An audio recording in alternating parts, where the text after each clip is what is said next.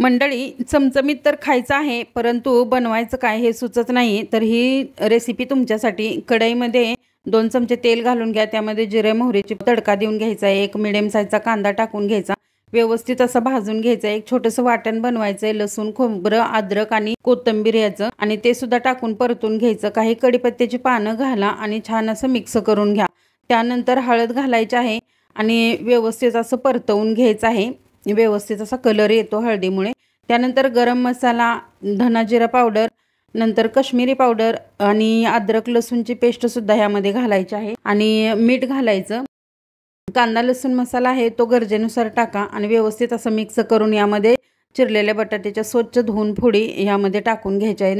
छान असं मिक्स करून कोटिंग करायचं आहे। छान असं बटाटा चवीला लागतो आणि गरम पाणी घालायचं आहे। त्यानंतर कसुरी मेथी घालून घ्यायची आहे आणि 4 ते 5 चमचे शेंगदाण्याचं कूट घालून घ्यायचं आहे आणि छान अशी आपली चमचमीत भाजी, बटाट्याचा रस्सा म्हणा, तयार झालेला आहे। नक्की एन्जॉय करा।